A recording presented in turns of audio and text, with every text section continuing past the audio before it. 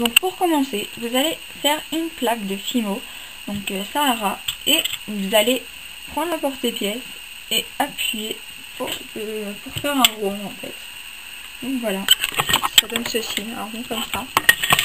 Et oups, après, attendez, je vais vous rapprocher comme ça. Donc après, on va venir appliquer les pastels secs. Donc moi j'ai déjà râpé, j'ai utilisé toutes les couleurs chaudes en fait. Quoique je vais peut-être faire l'effet gâteau avant, enfin je sais plus comment on dit, ah oui, pour la texture. Donc voilà, j'appuie bien vraiment partout. Là par contre attendez, je prends un outil pour décoller. Donc voilà, je décolle et j'applique la texture sur l'autre côté, donc on n'oublie pas hein, les deux côtés. Après si vous déformez votre rond, c'est pas du tout grave hein. Donc voilà, dommage, vous voyez pas trop là. Donc voilà, ensuite on va venir appliquer l'effet cuit. Donc moi je tapote, je peins aussi un peu.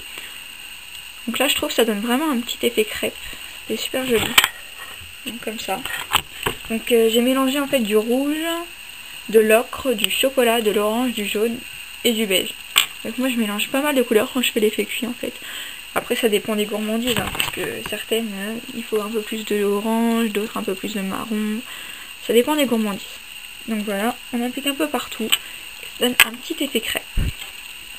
Voilà. Donc, ensuite on n'hésite pas à réappliquer la texture. Donc voilà. On réapplique. Et ensuite en fait vous allez prendre un côté de la crêpe. Vous allez le plier en deux. Donc on le prend, on le plie.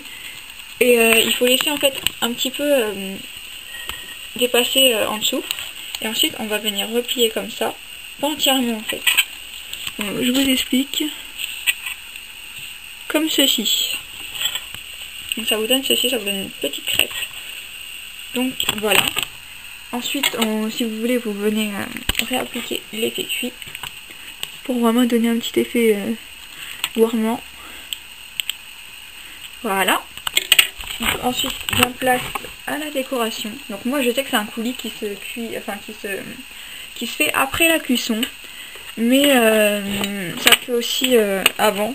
Sauf que bon, ça a un petit effet mou après la cuisson, mais c'est pas grave. Donc moi, je vais venir appliquer le coulis. Ah merde, désolé, ça a bavé. Donc voilà, un petit effet. Bon, j'ai un peu raté là.